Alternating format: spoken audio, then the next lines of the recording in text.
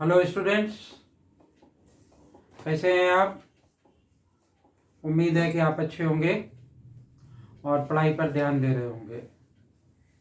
बच्चों, आज हम आपको बताएंगे कि surface area and volume chapter 13 और उसमें सिलेंडर की surface area, curve surface area, total surface area, cylinder एक तरफ से ओपन है तो सरफेस एरिया दोनों तरफ से ओपन है, होलो है। तो बच्चों, मैं एक्सरसाइज 13.2 करा रहा था इससे पहले वाली वीडियो में, तो उसी को मैं कंटिन्यू करूँगा। तो इससे पहले वाला पार्ट अगर आपने देखना है और कंसेप्ट देखने हैं कि मैंने फार्मूलों को किस तरीके से ड्राइव किया है, तो आप इससे जो हमारी कंसेप्चुअल वीडियो है इस चैप्टर की, आपको वो देखनी पड़ेगी। अगर चैनल नहीं सब्सक्राइब कर रखा है तो चैनल को सब्सक्राइब कर लें और वीडियो देखें, अच्छी लगे लाइक करें, अपने यार दोस्तों को शेयर करें। और हम आपको कराते हैं इस एक्सरसाइज का second part.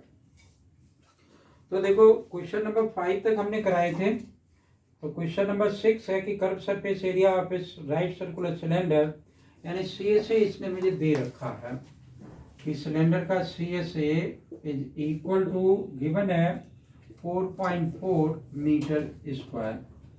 If the radius of the base, radius यानी R इज इक्वल टू हमें गिवन है कि 0.07 मीटर। तो क्या फाइंड आउट करवा रहा है? हाइट फाइंड आउट करवा रहा है। कर्व सरफेस एरिया का फार्मूला लगाएंगे, R डाल देंगे, H की वैल्यू आ जाएगी। तो 2πRH कर्व सरफेस एरिया का फार्मूला होता है 4.4 मीटर स्क्वायर। 2π की वैल्यू 22/7, R बराबर 0.7 और H फाइंड आउट करनी है। तो बच्चों, एक सिंपल सी इक्वेशन है जिसको कि हम काट देंगे। 0.1 आ गया, ये 0.1 इसके नीचे आएगा तो इस पॉइंट से ये पॉइंट हट जाएगा। 22 से ये कैंसिल हो गया, 2 जा, और 2 से मेरा ये कैंसिल हो गया। H इज इक्वल टू कितना आ गया? 1 मीटर आ गया। ठीक है, तो ये H की वैल्यू ये आ गई। यही इस क्वेश्चन में फाइंड आउट करवा रहा है। और आगे देखते हैं क्या कह रहा है क्वेश्चन नंबर 7 में। Pause the video and copy it, then come to the question number next one.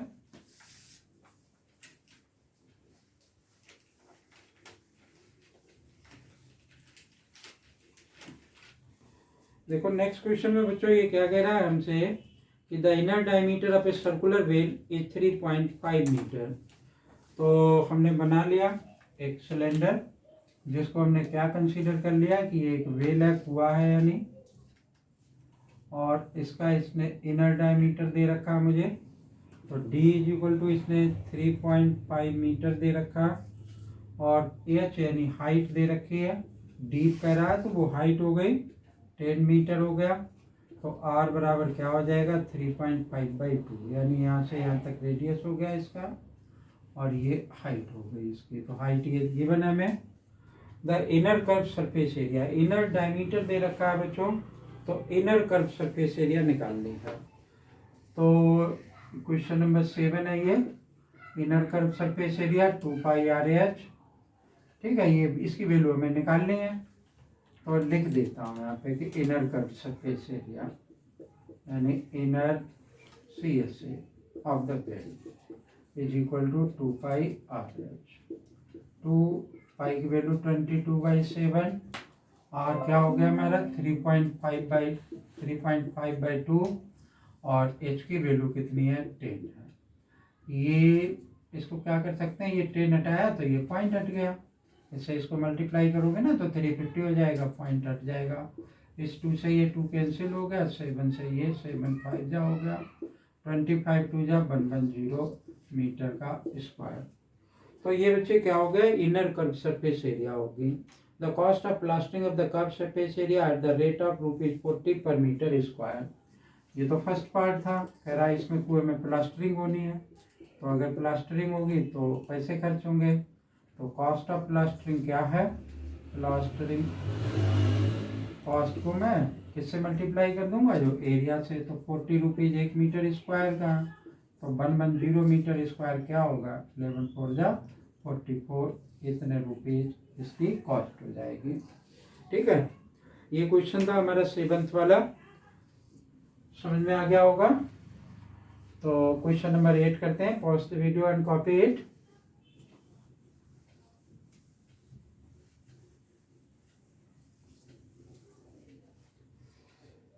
Next वाला क्वेश्चन है क्वेश्चन नंबर 8। क्वेश्चन नंबर 8 क्या कह रहा है ये?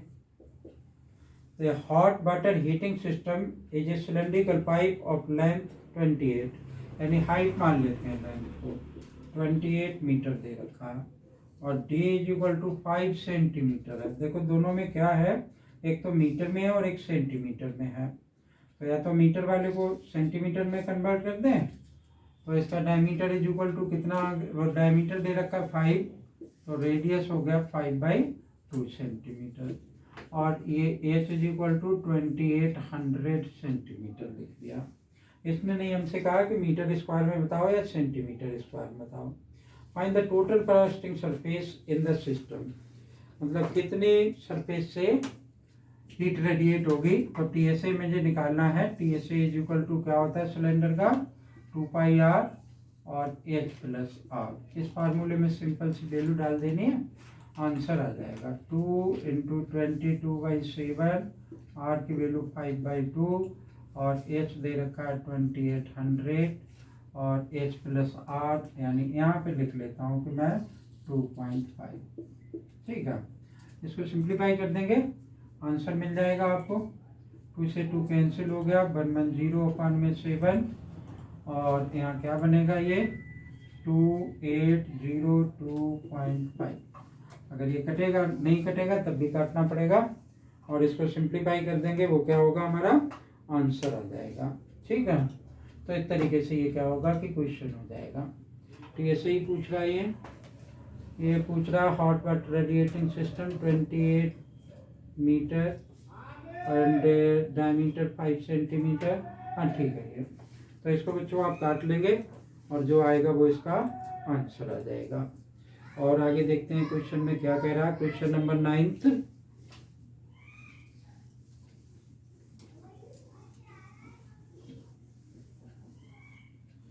देखो बच्चों क्वेश्चन नंबर 9 क्या कह रहा है। The lateral or curve surface area पे close cylindrical petrol storage tank, close petrol storage tank है 4.2 metre in diameter and 4.5 metre high है। ठीक है, 4.2 मीटर डायमीटर है, यानी d बराबर दे रखा है इसने 4.2 मीटर, तो r बराबर क्या हो गया इसका 2.1 मीटर हो गया। ये क्वेश्चन नंबर हमारा है 9th का पार्ट फर्स्ट है, 9th का पार्ट फर्स्ट है।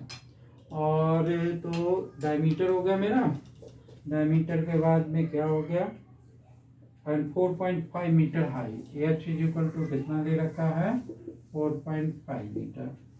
कर्व सरफेस एरिया निकालनी है, तो CSA इसकी क्या हो जाएगी, CSA is equal to 2πRH।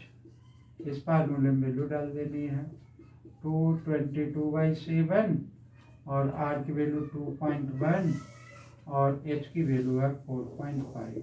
ठीक है, यहाँ से तो ये आ जाएगी 7 3 जा हो गया 0.3 हो गया ये, तो 44 हो गया इंटू 3 5 जा 15, 3 4 जा 12 और 1 13, 1 और 1 2 के बाद मैंने क्या लगा दिया इसमें पॉइंट लगा दिया। ठीक है, तो पॉइंट लगाने के बाद इसको मल्टीप्लाई कर देंगे, आंसर आ जाएगा। अब सेकेंड पार्ट में क्या कह रहा है ये मेरे से, ये तो फर्स्ट पार्ट था, सेकेंड पार्ट देखो क्या कह रहा है इसमें। How much steel was actually used if 1/12 of the steel actually used was wasted in making the tank. बच्चों देखो ये सिलेंडर क्लोज्ड है, दोनों तरफ से बंद है, तो ये हमें क्या बता रहा है कि जब सिलेंडर क्लोज्ड है, दोनों तरफ से बंद है, तो जब ये सिलेंडर को बना रहा था जिस मेटेलिक शीट से, तो उसमें कुछ वेस्टेज हो गया, तो वो टोटल जो शीट थी उसका 1/12 पार्ट क्या हो गया, वेस्टेज हो गया। तो मैं पहले क्या निकालूंगा, टोटल सरफेस एरिया निकालूंगा। तो मैं इसकी टोटल सरफेस एरिया निकालता हूँ कि TSA, ठीक है, क्या होती है कि 2πr और h प्लस आर, ये फार्मूला होता है इसका। तो 2 और पाई की वैल्यू कुछ गिवन है नहीं, whatever else we have to use. और r की वैल्यू मुझे कितनी दे रखी है 2.1, h की वैल्यू कितनी दे रखी है 4.5 और r हो गया मेरा 2.1। ठीक है, तो ये हमारा कितना बन गया 44 इंटू 2.1 और 7 इसे काट देता हूँ 0.3 आ गया, तो ये मेरा आ गया 0.3 इंटू इनको समअप कर दिया 5 और 1 6 और 4 और 2 6 0.6। ये बच्चों टोटल सरफेस एरिया आएगी। तो इसको मल्टीप्लाई कर लेते हैं पहले। तो 3 4 जा 12, 3 4 जा 12 और 1 13.2 इंटू 6.6। तो इसको मल्टीप्लाई करने के बाद देखते हैं कि क्या आता है कि 13.2 इंटू 6.6, 6 दूनी 12, 6 दिया 18 और 1 19 की 9, 6 1 7, तो 2 9 और 7 यहाँ पर भी आ जाएगा। 9 2 11 की 1 कैरी 1, 10 और 7 17 की 7, तो 1 और 1 2 के बाद पॉइंट आ गया। तो ये हमारा क्या बन गया 87.12 metre square total surface area हुई। अब यहाँ पर बात समझने की है। ये हमसे कह रहा है कि जब ऐसा मेटेरियल सिलेंडर बना रहा था जिस भी सीट का, उसका 1/12 पार्ट वेस्टेज हो गया, तो मुझे वो फाइंड आउट, वो टोटल सीट की एरिया फाइंड आउट करनी है। तो मैं ऊपर वाला पार्ट रब कर देता हूँ इसका। तो हम यहाँ पे सपोज कर लेंगे कि उस मेटल सीट की टोटल सरफेस एरिया कितनी थी। तो मैंने यहाँ लिखा कि let area of sheet is equal to x metre का स्क्वायर, लेकिन इसका 1/12 पार्ट वेस्टेज होगा, तो हम क्या लिख देंगे wastage is equal to x into 1/12। तो 1/12 इज इक्वल टू क्या हो गया कि x/12। ठीक है, अब देखो इतनी तो थी और वेस्टेज इतना हो गया, तो निकाल देते हैं, इसमें से माइनस कर देंगे। तो रिमेनिंग एरिया जो कि इसके बराबर होगी, remaining area x minus x/12, LCM ले लोगे 12x माइनस x 11x/12 हो जाएगी। ये 11x/12 इसके बराबर है। तो मैंने चलो यहाँ पे लिख दिया अकॉर्डिंग टू क्वेश्चन कि 11x divided by 12 is equal to 87.12। x is equal to क्या आ जाएगा 87.12 इंटू 12 और डिवाइडेड बाई 11 होगा। इसको इससे काट देते हैं, कट जाना चाहिए। ये बना हमारा क्या कि 11 7 जा 77 और बच गई 10, पॉइंट आ गया 11 9 जा 99 हो गया। ठीक है, और 11 2 जा, अब इसको इससे मल्टीप्लाई कर देंगे। तो ये 12 लिखा हुआ, तो 12 2 जा 24, 12 दूनी 24, 12 नेमा 108 और 108 और 2 110, 2 के बाद पॉइंट मैंने लगा दिया, 12 7 84 और 94 मीटर स्क्वायर टोटल सीट की एरिया आ गई। ठीक है, एक्स की वैल्यू क्या थी मेरी, एक्स की वैल्यू थी कि टोटल सीट के एरिया, तो एक्स की वैल्यू ही ये हमसे क्या कर रहा था कि पूछ रहा था, तो वो एक्स की वैल्यू ये निकल आई। ठीक है, तो ये क्वेश्चन अच्छा सा क्वेश्चन था, थोड़ा सा दिमाग खर्च होगा इसमें और तभी होगा। तो आप इसको कंसंट्रेट करें और फिर से कर करके देखें, नहीं समझ में आए तो वीडियो को पॉज कर करके देखें इसको, और इस बात पे ज़रूर कंसंट्रेट करें कि मैं क्या कह रहा हूँ। Pause the video and copy it, then come to the next question.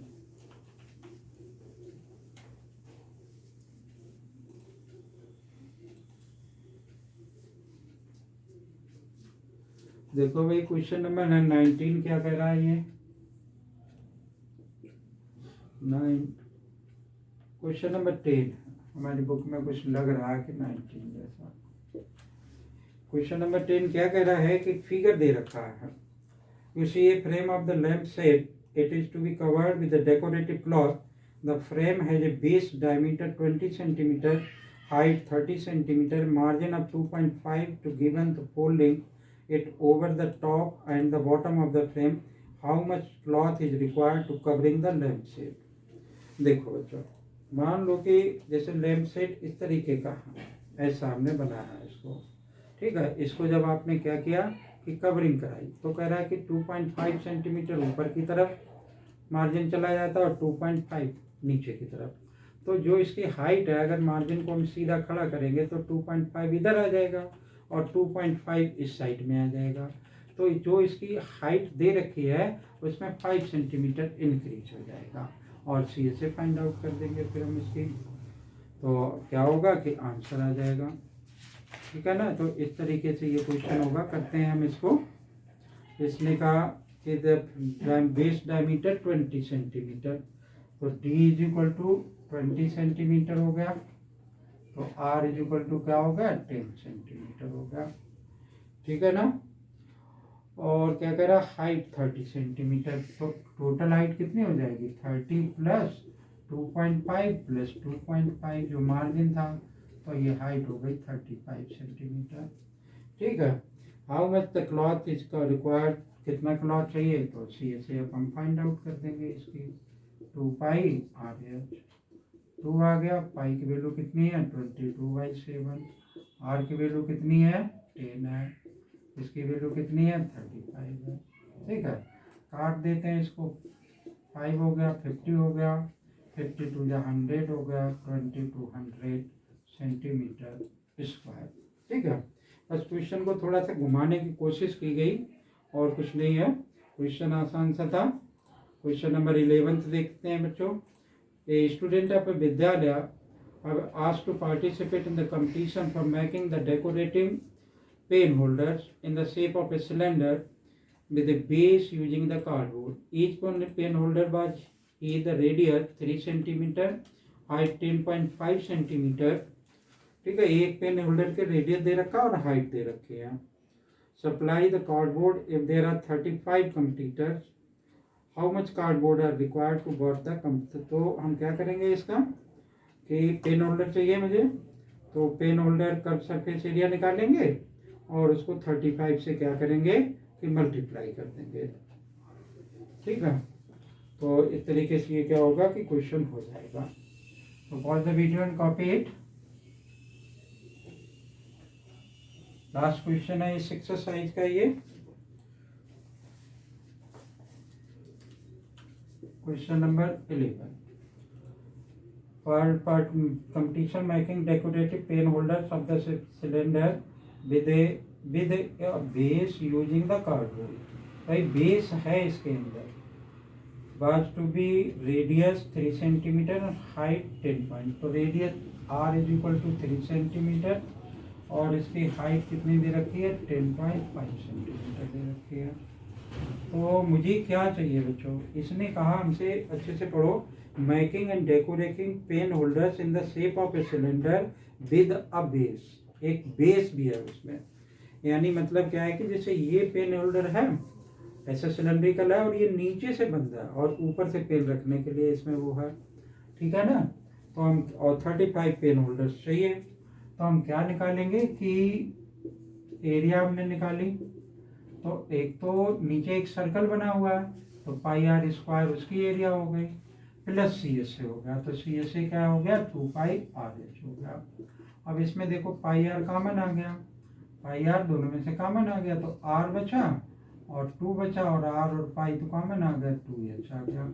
ये वाली वैल्यूज हम क्या करेंगे कि इसमें सब्स्टिट्यूट कर देंगे और आपको क्या मिलेगा, आंसर मिलेगा। पाई की वैल्यू 22/7 यूज कर लेंगे। r is equal to 3 centimetre, 3 plus 2 into 10.5, ठीक है। ये आसानी से सिंप्लीफाई किया जा सकता है, तो 3 प्लस 20 तो कितना आ जाएगा 20 पॉइंट जाएगा, ये कितना बन जाएगा 24 हो जाएगा, इंटू 3 इंटू 24, ठीक है। सॉरी, तो ये क्या बन गया, इतना सेंटीमीटर स्क्वायर आप मल्टीप्लाई कर लेंगे और आपको आंसर मिल जाएगा, ठीक है। तो ये तो थी बच्चों ये वाली एक्सरसाइज, उम्मीद है कि समझ में आई होगी। अगर समझ में आई तो वीडियो को लाइक करें, कमेंट करें, शेयर करें। Thank you. जय हिंद।